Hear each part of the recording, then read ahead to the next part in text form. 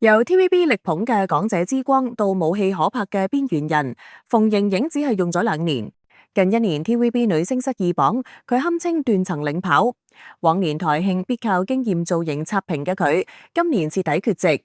曾經手握 S 級資源，2年攞飛躍進步獎，3年提名視後嘅上升勢頭，如今只係剩零星綜藝同小型活動撐場面。呢一切急轉直下嘅背後，藏住佢得罪高層嘅致命一步。早年 TVB 確實對佢唔薄，按照慣例，每年嘅港姐冠軍通常難獲 TVB 力捧，反而係季軍或其他落選港姐後勁更足。馮盈盈卻係個例外。2016年奪得香港小姐冠軍之後，佢初入行就火速成為上位最快嘅女藝人。參與綜藝時，佢憑借敢講敢言嘅奔放性格，名聲大噪，一度係曝光率、話題度同人氣兼備嘅力捧小花。回顧馮盈盈7年嘅演藝之路，初期佢靠後生仔傾下偈中嘅出圈言論人氣暴漲，加上處女作果欄中嘅江湖大嫂表現亮眼，出道僅2年就攞下2018年萬千星輝頒獎典禮嘅飛躍進步女藝員獎，上位速度甚至超過當年嘅麥明詩。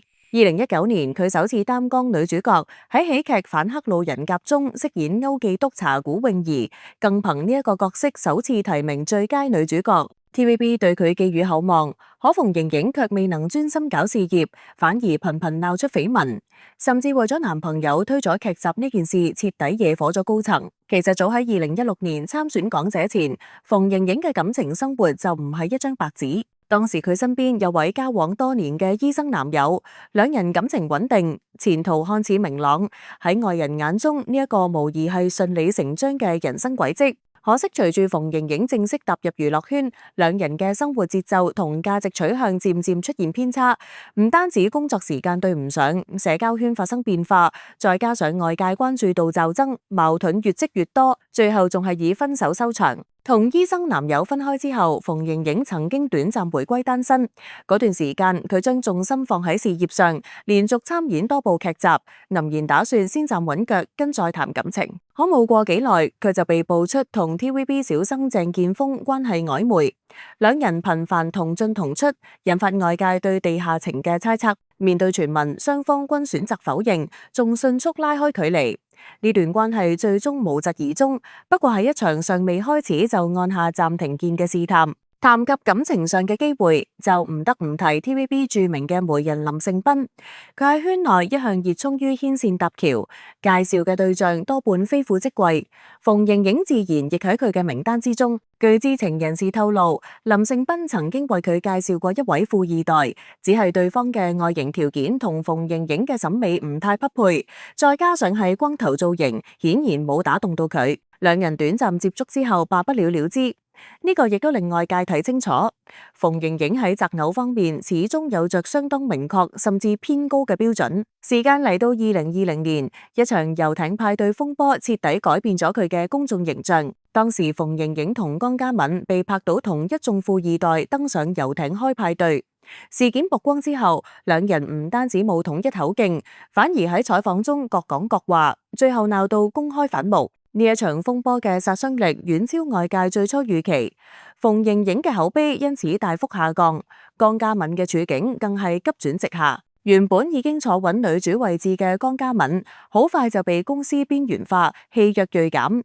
喺離巢前嘅最後一部作品《金色森林》入邊，佢甚至只可以飾演一個幾乎毫無存在感嘅女配角。心灰意冷之下，江嘉敏喺合約期滿後選擇離開 TVB， 及時抽身止損。相比之下，馮盈盈嘅情況更為尷尬。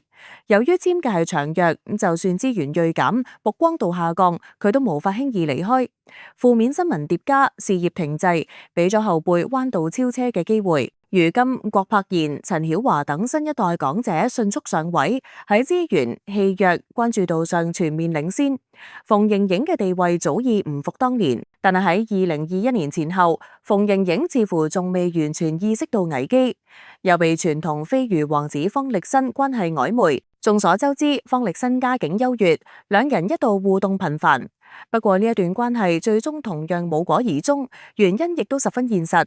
方力申更中意溫柔小仔伊人型嘅女生，而馮盈盈性格外向，表達欲強，近乎高音喇叭嘅個性，並非佢嘅理想型。到咗上年，馮盈盈又秘密同一位圈外富二代發展戀情，呢一次佢明顯吸取咗過往嘅教訓，對感情極為謹慎，亦格外認真。佢選擇低調處理，既唔公開又唔曝光，甚至為咗維護呢段關係，唔惜喺事業上做出讓步。原本劇集《一舞傾城》中蔡潔飾演嘅角色，最初計劃由佢出演，可佢唔願意，因為拍戲同男友長期分居兩地，最後選擇辭演。喺 TVB 主動辭戲一向被視為高危行為，極易直接得罪高層。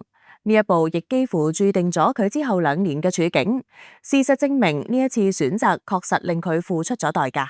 為咗感情得罪高層之後，等佢意識到問題嘅嚴重性，主動修補關係時，機會已經大唔如前。公司並唔係完全唔俾資源佢，只係安排嘅大多係戲份有限嘅配角，存在感同發展空間都相當有限。回望馮盈盈呢幾年嘅經歷，唔難發現佢並唔係冇機會，亦唔係缺乏能力，而係一次次喺事業上升期嘅感情選擇中，做出咗偏向私人嘅決定。喺娛樂圈呢個極度現實嘅環境入邊，感情從來都唔係原罪，但時機同取捨往往決定咗一個人嘅上限。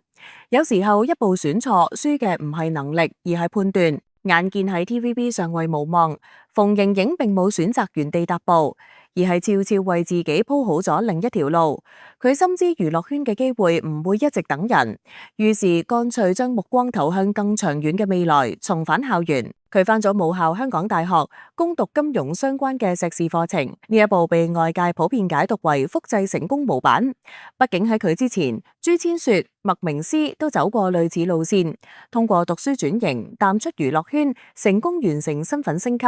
2023年，馮盈盈正式宣布重返港大修讀碩士，轉型意圖幾乎寫喺咗面上，只係冇諗過呢一步竟然意外牽動咗佢同好姊妹麥明詩嘅關係。前段時間，馮盈盈喺接受媒體採訪時坦言，自己同麥明詩嘅聯繫已經明顯減少，關係漸漸變淡，甚至1年都未見過面。雖然佢冇正面使用疏遠或決裂等字眼，但係言語間已經清楚透露出兩人嘅關係早已唔復當年。馮盈盈同麥明詩因為合作綜藝訪談節目相識，又同為港姐冠軍，自然格外投緣。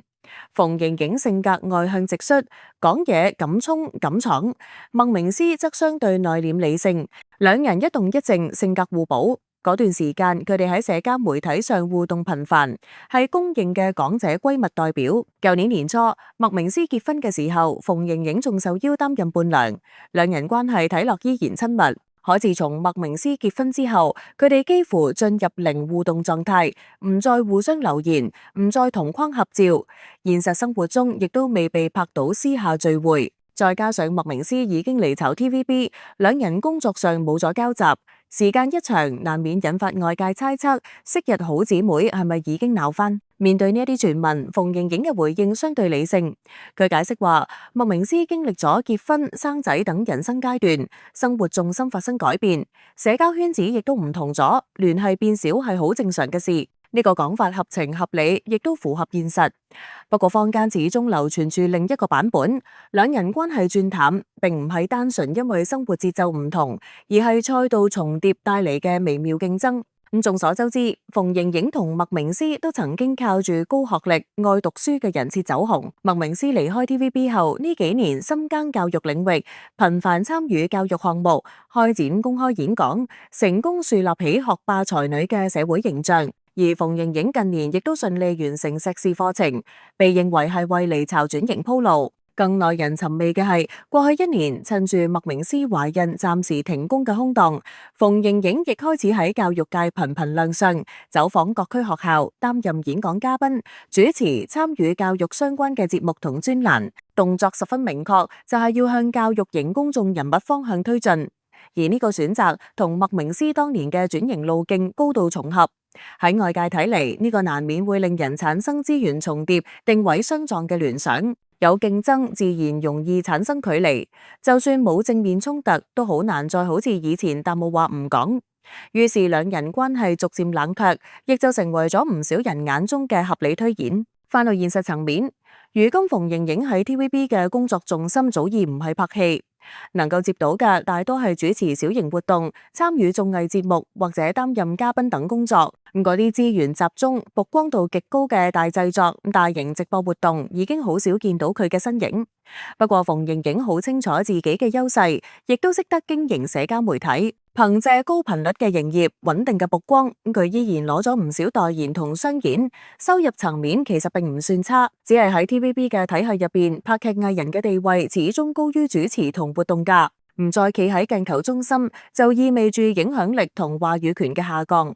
呢個恐怕亦係馮盈盈下定決心揾第二條出路嘅根本原因。講到底，馮盈盈如今嘅處境，好大程度上並唔係時運不濟，而係佢自己一步步選擇嘅結果。